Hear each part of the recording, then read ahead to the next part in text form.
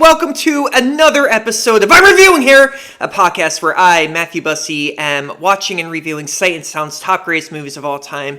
I really wish I had a podcast studio. I hate this frickin' room that I'm in right now. It's my office, quote unquote, but it's loud. You see it echoes. Hello! Hello! Did you hear that? Yeah.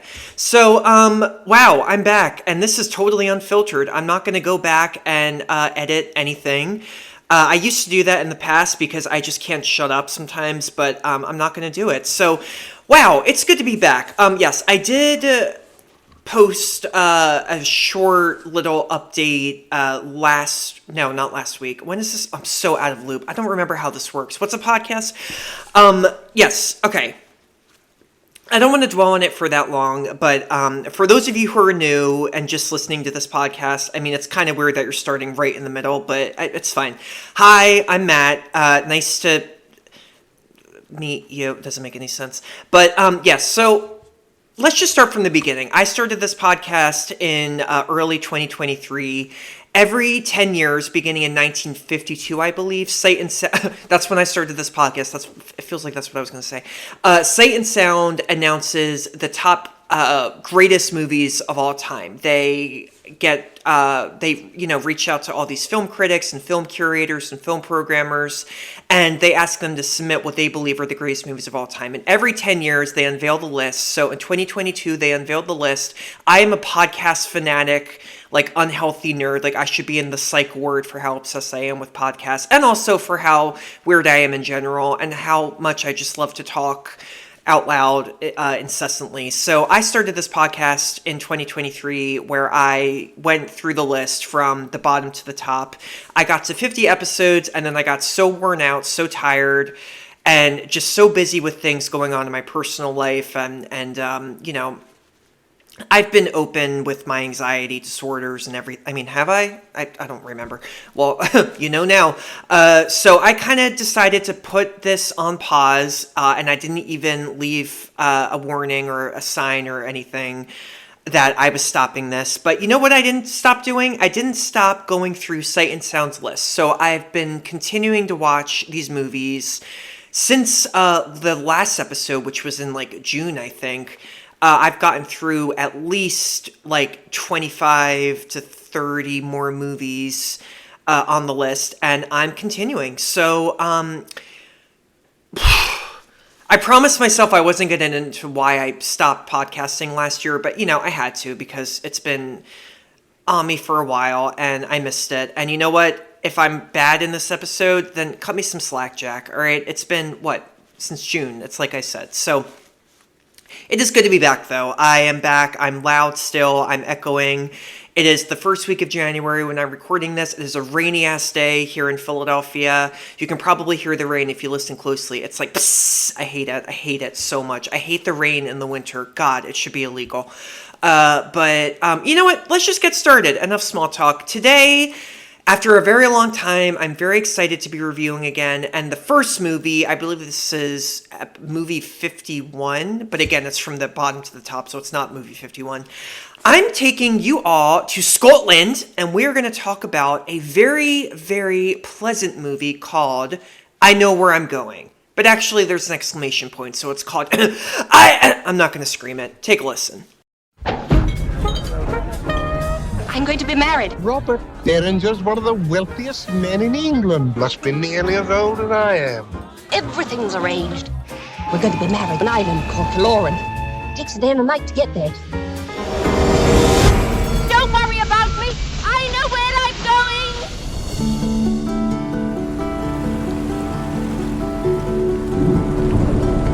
We've had a gale warning. No crossing today. Well, what will that mean? It can last for a day, it can blow for a week.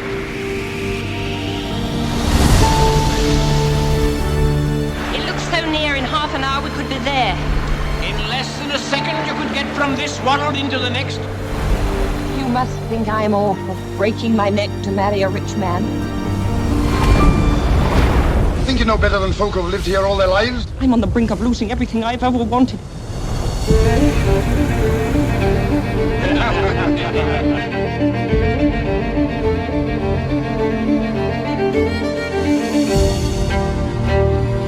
I think you're the most proper young lady I've ever met.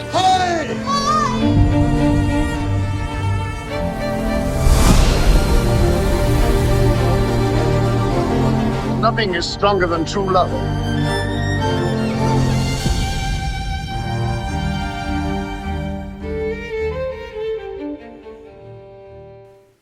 Ugh, that's a really good trailer. That's an updated trailer, too, because the movie was restored a few years back. I forget the year. I didn't take note of that. But I know where I'm going. This is a romantic film with a lot of humor, a lot of Scottish folklore, kind of like almost like fantastical elements to it. It is a film written and directed by Michael Powell and Emmerich Pressburger, who I've reviewed two of their movies, A Canterbury Tale and The Life and Death of Colonel Blimp. The Life and Death of Colonel Blimp was like 2 episodes ago. I've mentioned this before, but, Powell and Pressburger, they are considered, like, and I'm just speaking for myself here, or speaking subjectively, they are basically England's, like, most famous acclaimed directors, the most famous acclaimed directors of all time. They were a duo. They were pals. They wrote and directed and, like, produced all of their movies. Like, they had full control of them, basically. And they're really growing on me. A Canterbury Tale was one of the first movies I reviewed on this podcast. And, I think I was a little harsh in retrospect. It didn't really... It's not that it didn't stick with me. I think I just had no idea what to expect from the movie. And that's why when it was over, I was just a little bit like, different, beautifully filmed, original. Is it one of the best? I don't really know. And then The Life and Death of Colonel Blimp, I think I just have to rewatch it. I really did not enjoy that movie, probably because it was like 50 trillion hours long. And it just really I don't know, it wasn't for me. But you know what? Both movies stuck with me, and I Know Where I'm Going is absolutely my favorite of their movies so far. I'm certain that they have more movies on Sight and Sound's list. But this movie, and like so many of their movies, it's so good because you can just tell how original it is. I think that's kind of like the best quality about I Know Where I'm Going, is that it's just a very original movie. It has a very simple premise that we see in so many rom-coms and so many romantic dramas as well. But Powell and Pressburger, they really kind of put their own spin on it, They really do. And it's just so unique. It's a unique movie. I knew how it would end, and, they give you that ending. But again, they kind of add their little style and twist to it. It's very different. Their movies are so different. Like, there's no way to categorize Powell and Pressburger. They don't have one specific genre. Like, Wes Craven, R.I.P. It's like, oh, he was the horror guy. Oh God, why am I like blanking right now, excuse me. I can't think of one. No, like who does I don't know, thrillers. There are directors that are acclaimed for just doing thrillers, or directors who are known for just doing like romances or something like that. But Powell and Pressburger, they don't have one genre. Like, they kind of just did anything. They would take a genre, they would take elements from the genre, and then they would just totally tweak it and make it such a weird, almost like whimsical work of art. So I really love this movie. I loved it. I absolutely loved it. It came out in 1945. It's in black and white. And I think that was a Freudian slip, why I said white earlier. I think I was getting ready to say it was in black and white. And also, again, I've mentioned this before, there is a window right in front of me right now, so I have to look at myself when I talk. And I'm supposed to get a haircut today, and my hairdresser had to quit, or had to postpone or cancel because he's in the hospital. Say no more. I don't know what happened. I didn't want to ask. But anyway, let's get into the plot, shall we? Plot synopsis. So, this plot synopsis is brought to you courtesy of Wikipedia. Yeah, I know. You see, when I came back, I was hoping to write plot synopses myself, but I don't got the time. I don't got no time. So let's get into it. Joan Webster, played by Academy Award winner Wendy Hiller. She won an Oscar for this movie called Separate Tables many years after this movie in the 50s. She plays Joan Webster. Joan Webster is a 25-year-old middle-class English woman with an ambitious, independent spirit. She knows where she's going, or at least she thinks she does. She travels from her home in Manchester to the Hebrides. Hebrides, that's how you say it. God, I just practiced this shit and I'm already messing it up. Hebrides to marry Sir Robert Bellinger, a wealthy, much older industrialist on the Isle of Killerin. Killerin is a fictitious isle, by the way. It doesn't exist. Hebrides is a real place, though, in Scotland. It's an archipelago, which I can never say, on the Scottish coast. Yeah. Anyway, when bad weather postpones the final leg of her journey, which is the boat trip to Killerin, she is forced to wait it out on the Isle of Mull, M as in my name, ULL, among a community of people whose values are quite different from hers.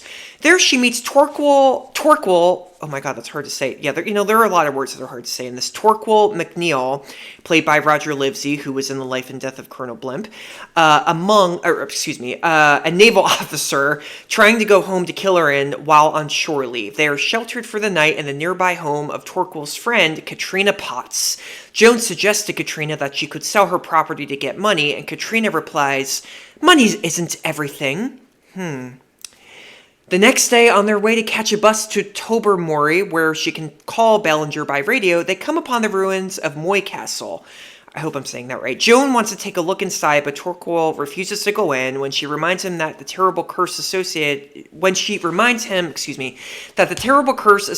with it only applies to the Laird of Killerin. Torquil introduces himself. He is the Laird, and Bellinger has only rented his island. On the bus, the locals, not knowing who Joan is, recount several disparaging stories about Bellinger.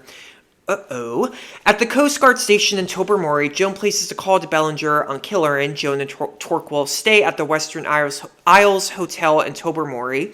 She asks him to eat at a separate table to avert gossip.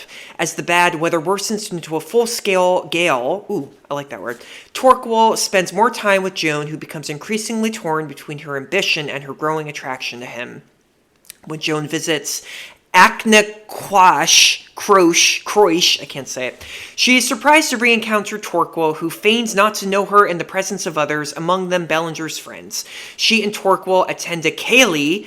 A ceilidh, by the way, is this big Scottish social gathering where everybody dances and sing, and there's a lot of beer and celebration and, blah, blah, blah. Ceilidh is celebrating a couple's diamond wedding anniversary. The three bagpipers hired to play at Joan's wedding perform. Torquil translates the song Nut Brown Maiden for Joan, emphasizing the line, "You're the maid for me." Wink, wink. Despite Joan's hesitancy, Torquil persuades her to dance. Aww. That's a sweet moment. Desperate to salvage her carefully laid plans, Joan tries to persuade Roarder Moore to take her to Killerin immediately, but it sounded like I was having a stroke, but he knows conditions are far too dangerous. Joan manages to bribe Moore's young assistant, Kenny, into attempting it by offering him £20, enough money to buy a half share in Moore's boat and marry his daughter, Bridie. Shit, I'm sorry, guys. Torquil tries to talk Joan out of it, but she's adamant. He gives up in disgust, but when Katrina tells Torquil that Joan is running away from him, he races to the quayside, Quai, that's how you say it, right? Yes, quayside, who the hell invented that word? And invites himself aboard. En route, the boat's engine is flooded, and they are nearly caught in the Corryvreckan Whirlpool. Yes, this is a real place, too, the Corryvreckan Whirlpool. It's a narrow strait between the islands of Jura and Scarba in Argyll and Bute, which is on the west coast of Scotland. So anyway, this is a really cool sequence, which I'll get into soon. Anyway, they're in this whirlpool. They almost die. Torquil restarts the motor just in time, and the trio returns safely to Mull. Oh my god, I can't say anything. I'm sorry, any Scottish people, if you're listening, please forgive me. Finally, the weather clears. I'm dying to go to Scotland, by the way. It's on my bucket list. Joan asks Torquil for a parting kiss before they go their separate ways. Torquil enters Moy Castle, and the curse takes effect almost immediately. Remember the curse I was telling you about. So centuries earlier, Torquil's ancestors storm the castle to capture his unfaithful wife and her lover. He had them bound together and cast into the castle's water-filled dungeon, which had a stone just big enough for one person to stand on. When their strength gave out, they dragged each other into the water, but not before she placed a curse on the lairds of Killoren. Torquil finds the inscription of the curse, which reads, "If he, MacNeil of Killoren, and every MacNeil after him shall ever cross the threshold of Moy, never shall he leave it a free man. He shall be chained to a woman to the end of his days." I'm Irish, I'm sorry. "And shall die in his chains." Irish and Scottish, I can never tell them apart, those accents. I really can't. And I'm sorry if that's offensive, but I have such a hard time differentiating them. From the battlements, Torquil sees Joan and the three pipers, playing Nut Brown Maiden from earlier, marching resolutely towards him. The couple meet in the castle and embrace. They walk away together along the lane, arm in arm. "I Know Where I'm Going," the song, which is sung in the beginning of the movie, is sung as the end credits roll. The end. It's beautiful. It's a beautiful movie. It's a beautiful, beautiful movie. I don't know how else to describe it apart from it's beautiful. And again, what I loved especially about it was how Powell and Pressburger could have made this such a conventional romance. You know, like, look, you read the plot of this movie. A woman is about to get married. She gets stranded on this isle in Scotland, and she meets this other guy and has feelings for him, romantic feelings. Okay, how do you think this movie is going to end? Duh, they're going to get together. You know what I'm saying? But this movie, though, it's hard to explain because, like, the ending is predictable, but throughout the movie, though, it's like Powell and Pressburger know that it's going to end predictably, and therefore, they need to add all these things. And the curse, the story with the curse, and, Torquil's family history, and, his fate. All of that adds such a fresh take to this romantic, setup that we so often see in movies. So that really works. I think also the character of Joan is really important in this movie. I mean, Hiller is tremendous as Joan, but also Joan is like such an independent woman, just from beginning to end, and also, Torquil is kind of more of like the vulnerable guy in this position, which is something that I think is what makes this movie stand apart, because in a lot of romances, especially back in the old days, this came out in 1945, you got to remember, back in the olden days, in so many of those movies, it's usually the opposite. It's usually the man who's a big macho guy and the woman who's like, no, I can't, but in this one, they reverse it, so there really is a strong feminist side to this movie that really does stand out. So I can't recommend it enough. I really, really, I'm still thinking about it, and if you can tell by my voice, I am still thinking about it. But anyway, let's get on to the next segment, BTS Secrets and Scandals. You see the trees now. In half an hour, you'll be able to see the shore. In half an hour, I shall be asleep. There's a grand view of Killoren from here, the northeast end. At sunrise, the light shines on the sands of Belnahad Bay. With a glass, you can make out the people walking about. Have you got a match or a lighter? Thanks.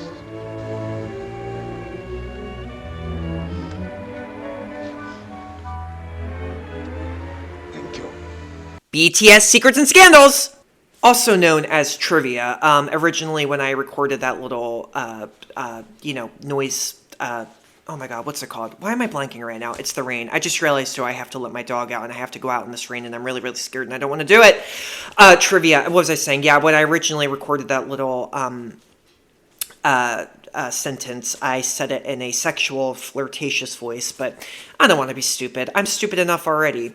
Let's not, make things inappropriate, because this is not an inappropriate movie, too. This is a lovely movie, and there's love, and it's very, very PG and lovely. So, I Know Where I'm Going. It premiered at the actual Isle of Mull on November 8th, 1945, and this whole movie was filmed, well, some of it was filmed in the studio in the UK, but it was filmed on location in Scotland. Powell and Pressburger really did go out there and, scout everything and get the best shots. And the shots in this movie are absolutely amazing. This is filmed in black and white, and he actually wanted, Michael Powell, one of the directors, he wanted to make one of his and Pressburger's other movies, A Matter of Life and Death, also on this list, but it's way up higher on the list. He wanted to make this movie first, but he had to film it in color, and the Technicolor cameras actually were not available yet, so they decided to make this movie instead in black and white. And the black and white makes it, I think, all the more breathtaking. I mean, if there are any Outlander fans watching this, or listening to this, you will eat this movie up. Anyone who's a Scotland, diehard or just loves the UK, you will eat this movie up. What I also love, too, is the script of this movie has been... I have to sit up, and my chair is going to make a big noise, so hold on. The script of this movie has been renowned all these years later. And in fact, in 1947, Pressburger actually met the head of the script department at Paramount Pictures. This guy told him that the studio, Paramount Pictures, used this film as an example of what the perfect screenplay should be. And it was even shown to writers to kind of inspire them, That is incredible when you think about that. Also, what's more incredible is that Pressburger wrote this script in 4 days. I don't know if Powell co-wrote with him. I kind of was finding conflicting facts about that because they both share the writing credit. But anyway, Pressburger, though, that's true. He wrote it in 4 days. That is friggin' amazing to write a script. If any of you have written a script in that short amount of time, God bless you, to write a script and just let it all flow out like that. Also, back in the day, this is before, Macs and Word docs and this is the time of typewriters. So if you make a mistake, that is so friggin' inconvenient and you have to go back and change it. So that's amazing. I think the fact that this is such a small movie and Paramount Pictures took this random British movie and used it, to show other aspiring screenwriters in big Hollywood, that says something. That really is amazing. Roger Livesey did not want... Roger Livesey, who plays Torquil in the movie, he actually was not available to go to the islands where they shot this movie, so the shots of him that are from far away, they're actually a body double. Which is, I did not notice that. He also was told that he was too old and quote-unquote too portly, I don't really know what portly is, it's a British word, to play Torquil. So he lost 20 pounds and he changed his appearance to play the character. He did a good job. I have seen pictures of Livesey. I remember seeing an interview of Tilda Swinton where she said Livesey was one of her biggest crushes when she was a kid. He's a handsome guy. He's very good in this movie, too, because, he's not, the most dashing, love, person in this romance, and the same with Hiller, too. These aren't, I'm not saying that they're ugly, of course not, but, they're not, gussied up or anything like that. They're made to look like real people, which is, I think, really important. And Livesey also originally wasn't cast to play Torquil. James Mason was. James Mason was this very famous actor. He was in Lolita. He was in A Star is Born, the version with Judy Garland. He actually quit, though, because he didn't want, this made me laugh, he didn't want to, quote-unquote, live rough in the islands. So Livesey went on and took the part. Now, it's also been said that Mason said that he didn't want to do the movie because Powell allegedly refused to pay Mason's wife on the location shoot when she was with him. Is it true or is it not true? I do not know. And I have no comment. I don't know. I don't know these people. From what I've read, Powell and Pressburger were very nice guys. But, people don't get along. That's life. Pressburger also said in his biography that the Whirlpool scene... Now, the shots, there are shots of the Whirlpool, which I already forgot the name of. Oh, Corey Vrecken. Those are real shots, but the actual close-up action shots, those aren't real, of course, because, you would die. So they were actually shot in a huge tank. The tank was filled with jellied water that had been learned from the parting of the water sequence in the Ten Commandments. You know that famous shot of Charlton Heston going you shall not... No. Not you shall not pass. That's Lord of the Rings. Charlton Heston plays Moses, and he lifts up his what is it? Shit! I can't think today!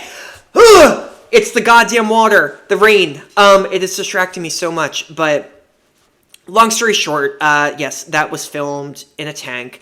I have a fun fact about Quarry of Wrekin. Quarry of Wrekin is the second or third, depending upon the source, largest whirlpool in the world. Oh God, whirlpool in the world. Say that 10 times fast. It forms in the Gulf of Quarry of Wrekin, which is a narrow strait, like I said, on the western Scottish coast. During a flood tide, the way this works is the natural topography of the area in conjunction with the strong water current creates whirlpools, standing waves, and other effects on the sea surface. How that works, I do not know. The best moment. That is a hard one. The best moment in the movie. Well, when they kiss at the end, that's a very sweet moment. And, you know, like, everybody kisses in the exact same way. It's always like the man hugs her and then turns the back of his head to the camera so that they can't actually see their lips touch. I mean, it's, like, ridiculous, but it is romantic. And I kind of wish that they brought that back in movies, you know? That'd be nice. That is a great, beautiful moment, but I think in general the whirlpool sequence. No, I lied. That's not my favorite sequence in the movie. My favorite moment in the movie is in the beginning when Wendy Hiller, Frankie, sorry, my dog, Joan, the character, when she is traveling to go meet her husband. She's on this train and she's sleeping and she starts having these dreams, and there's this voiceover and this song, and the way it is filmed, it is so surreal. The imagery is outstanding. It is literally like something out of a painting, a very trippy painting that, you know, you're looking at while inserting like mushrooms in every hole in your body. So really, really good. That was my favorite moment. Mais est-ce que je suis d'accord avec les critiques de ce film? That is French for, do I agree with what the critics had to say about this movie? Why is it in French? I don't know. Why do you care? Shut up. I love French. I will speak French anytime, any day. I went to France last summer and I was so annoying. I loved it. Alrighty. What did the critics have to say about I Know Where I'm Going? Well, I found a few. It has 100% on Rotten Tomatoes. Jake Hamilton from Empire Magazine called it one of the greatest and sadly most forgotten romantic comedies ever, which has not a cracking script, but some trademark terrific visuals. Cracking script. Well, I think it does have a cracking script, and yes, it does have amazing visuals. Kind of agree, kind of disagree with what he has to say there. It is a very forgotten movie. No one in the world has heard of this movie unless you are a film nerd like me. Peter Bradshaw from The Guardian, very famous film critic, he wrote, he called I Know Where I'm Going a movie of romance and myth, comedy and whimsy, but fiercely rooted in reality and geography. Agreed. Geography, big part in this movie. James Agee from Time said that Powell and Pressburger achieve unobtrusively a remarkable study of a place and a people. This study is never quaint, travelogish, that's not a word, educational, or condescending. That I can agree with. I concur, je suis d'accord, because it's not a condescending movie. You see some movies that try to be super, super different and they just come off as so superficial, but this isn't like that. You see, I kind of felt that way about The Life and Death of Colonel Blimp, but this isn't like that. This kind of does, it manages to be its own thing, but not really be like annoying, if that makes any sense. Annoying in that it's like, look at me, I'm different, you know? You get a lot of movies that do that, and it can be very, very cringeworthy. Rich Klein from Shadows on the Wall said, even if the outcome is predictable, a sharp sense of humor keeps everything buoyant, spiraling around a wonderful mix of people who are quick-witted and quirky, and while the effects work is dated, it's still properly thrilling. Yeah, you know, the special effects for a few of the scenes, okay, yes, it's also 1945, and I think for what they did, it is amazing.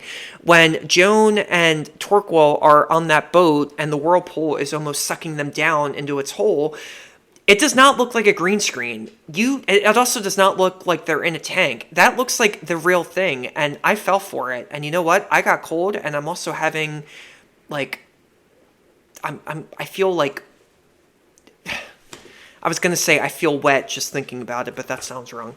But anyway, yes, all good reviews. Is it really one of the best movies of all time? This is going to be a hard one. This is a new segment that I added, and you know what? Right now, I'm going to say yes. I'm going to say yes. It's its own thing. For 1945, for a movie to be its own thing, that's a really big deal. We're talking the 40s. We're talking, when studios basically would have control over, I mean, they still do, but would have control over these directors and these screenwriters and say, well, your movie's too out there, or it doesn't really fit the Hollywood genre, you have to change it. This movie is not like that. And you know what? It works. So I am going to call it one of the best movies of all time. One of the best movies of all time. Not the best, but I think it's earned that. I really, really do. And I'm very happy to have watched it.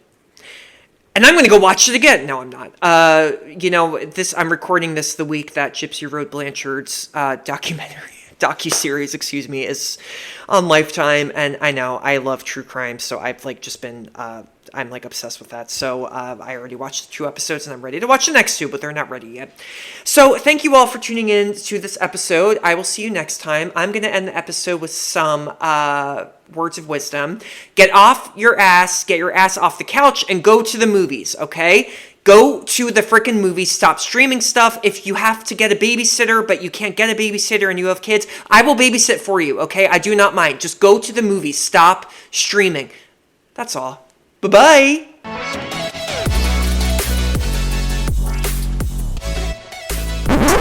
Oh, you made it. Thank you so much for tuning in to another episode of I'm Reviewing Here. New episodes drop Tuesdays and Fridays. You can get this podcast wherever you get your podcasts. Feel free to follow me on Instagram at I'm Reviewing Here. You can also subscribe on YouTube. New episodes drop there the same day they drop on the podcast. Don't forget to subscribe. Please leave a review if you'd like. Be mean, be nice, hit on me. I don't really care. Candor really, really is important to me, and, it helps the podcast too. So I really hope you enjoyed it. This podcast is brought to you especially by Nervous Chuckles. That is my fake production company, because I make people nervously chuckle all the time, because they never know if I'm telling a joke or not. So they're always like, do I laugh? Do I not laugh? Is he serious? Is he insane? Did he get out of the loony? What's going on? So if I made you nervously chuckle, then that means that I did my job, and thank you. There is no funding for this podcast, but if you want to give me money, then hit me up. DM me. Bye-bye.